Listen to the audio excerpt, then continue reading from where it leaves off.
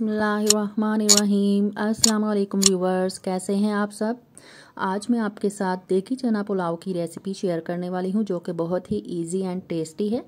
तो चलिए रेसिपी को स्टार्ट करते हैं। बिस्मिल्लाहिर्रहमानिर्रहीम। एक देगची में मैंने तकरीबन आधा पाव घी ऐड किया है, आप ऑयल भी ऐड कर सकते हैं। अब मैं इसमें एक अदद दरमियाने साइज़ की प्याज स्लाइस में कट की हुई ऐड करूँगी और इसको हल्का सुनहरी ब्राउन होने के लिए छोड़ दूँगी।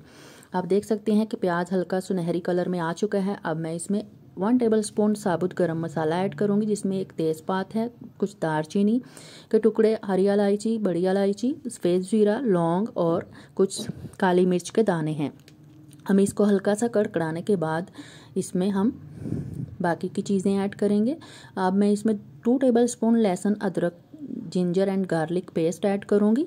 अब मैं इसमें एक अदद स्लाइस में कट किया हुआ, छोटे छोटे क्यूब्स में कट किया हुआ टमाटर ऐड करूंगी, जिसके मैंने छिलके उतार लिए थे।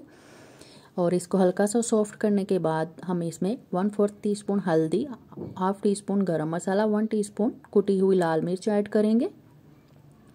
इनको ऐड करने के बाद मैं इसमें 1 टेबलस्पून मिक्स अचार ऐड करूंगी, इससे बहुत ही टेस्ट आएगा। और अब मैं इसमें 1 टीस्पून नमक ऐड करूंगी। नमक आप अपनी मर्ज़ी के मुताबिक कम या ज़्यादा कर सकते हैं। इसके बाद मैं इसमें तकरीबन 1 प्याली सफ़ेद चने ऐड करूंगी, जिसको मैंने रात भर चुटकी सोडा लगाकर भिगो कर रख दिया था और सुबह उठकर इनको बॉयल कर लिया था अच्छे से धोकर। और इसको अच्छे से सॉफ्ट करना है, ज़्यादा हार्ड नहीं रखना है। इन चनों को हल्का सा भूनने के बाद मैं इसमें तकरीबन 4 टेबलस्पून घर का जमा हुआ दही ऐड करूंगी।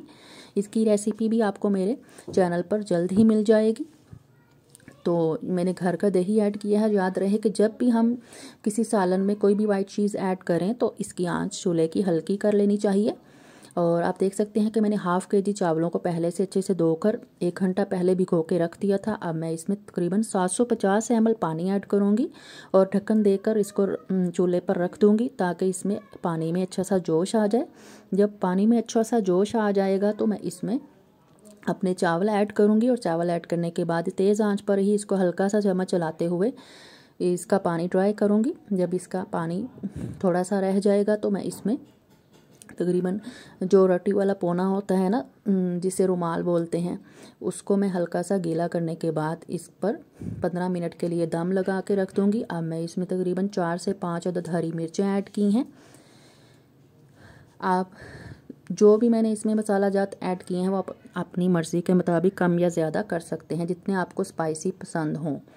तो आपने ये चना पुलाव की रेसिपी को लाजमी ट्राई करना है, और अगर आपको अच्छी लगे तो आपने कमेंट बॉक्स में बताना है, और लाजमी मेरे चैनल को सब्सक्राइब करना है। तो आप देख सकते हैं कि 15 मिनट का दम लग चुका है चावलों को, और हमारे चना पुलाव बहुत ही टेस्टी एंड खिले हुए रेडी हो चुके हैं। अब मैं इसको प्लेट में सर्व करूंगी और दही के रायता के साथ इसको, यानी कि कद्दू के रायता के साथ मैं इसको सर्व करूंगी। तो चलिए अगली वीडियो तक के लिए शाज़ियाज़ कुक बुक की तरफ से टेक केयर एंड अल्लाह हाफिज़। अपना और अपने इर्द गिर्द वालों का ख्याल रखिएगा और मुझे अपनी दुआओं में याद रखिएगा।